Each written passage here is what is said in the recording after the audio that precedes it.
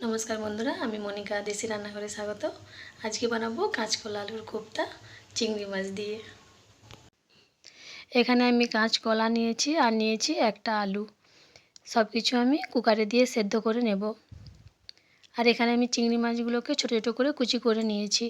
এর মধ্যে লবণ আর হলুদ মেখে নিয়েছি। কড়াইতে তেল দিয়ে চিংড়ি মাছগুলো খুব ভালোভাবে ভেজে নেব।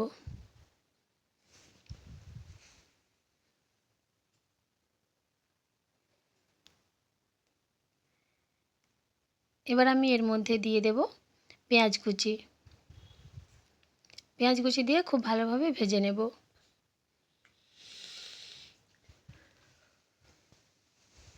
হয়ে গেছে। আর এখানে আমার কাঁচকলা আলু সব সেদ্ধ হয়ে গেছে।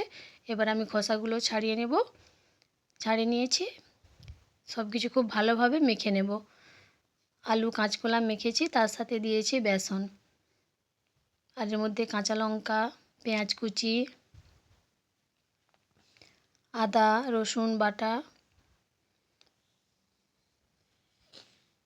সব কিছু খুব ভালোভাবে একসাথে মেখে নেব। আর দিয়েছি লবণ।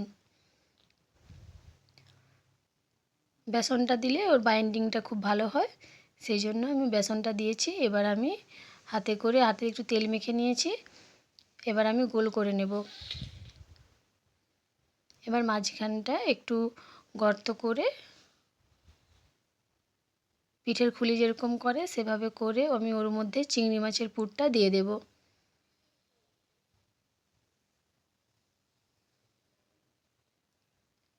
এইভাবে চিংড়ি মাছের পুরটা দিয়ে দেব। পুরটা দিয়ে চারিদিক খুব ভালোভাবে মুড়ে নেব। মুড়ে হাতে করে খুব ভালোভাবে আবারও ওটাকে আমি গোল করে নেব। একটা শেপ নিয়ে নিয়েছি।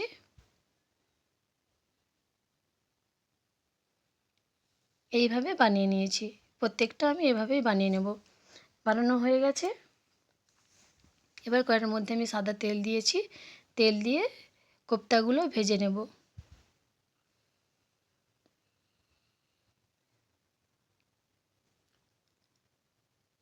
মিডিয়াম আঁচে ভাজবো, খুব বেশি হাই ফ্লেম দেব না। এক পিঠ হয়ে গেছে, অপর পিঠ উল্টে দিয়েছি। এইভাবে লাল লাল করে ভেজে নিয়েছি। এবার আমি তুলে নেব। সমস্ত কিছু ভাজা হয়ে গেছে। ওই তেলের মধ্যে আমি দিয়েছি পেঁয়াজ কুচি। খুব ভালোভাবে ভেজে নেব।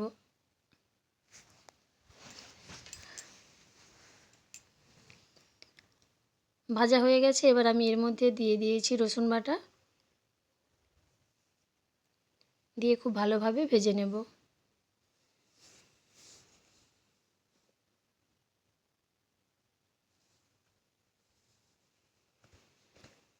ভাজা হয়ে গেছে। এবার দিয়েছি আদা বাটা আর দিয়ে দেবো টমেটো কুচি।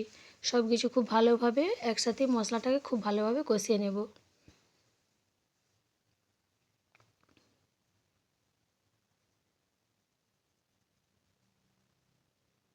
কষানো হয়ে গেছে। এবার আমি এর মধ্যে দিয়ে দেব হলুদের গুঁড়ো, লঙ্কার গুঁড়ো দিয়ে সব কিছু খুব ভালোভাবে মিশিয়ে নেব। এবার কোপ্তাগুলো যে ভেজে রেখেছিলাম ওগুলো আমি এই মশলার মধ্যে দিয়ে দেব।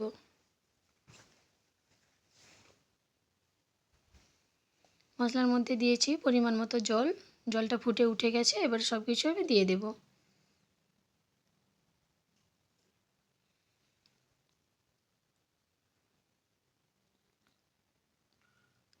এটা আমি মিডিয়াম আঁচেই ফোটাবো। খুব ভালোভাবে ফুটে গেছে। এবার আমি উপর থেকে দিয়ে দেব ধনেপাতা কুচি।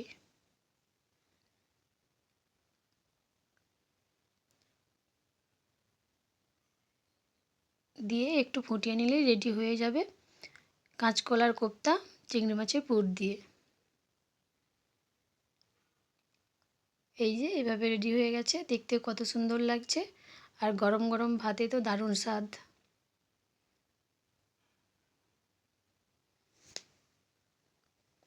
এইভাবে আপনারা বাড়িতে ট্রাই করে দেখতে পারেন। খুবই সুন্দর লাগবে।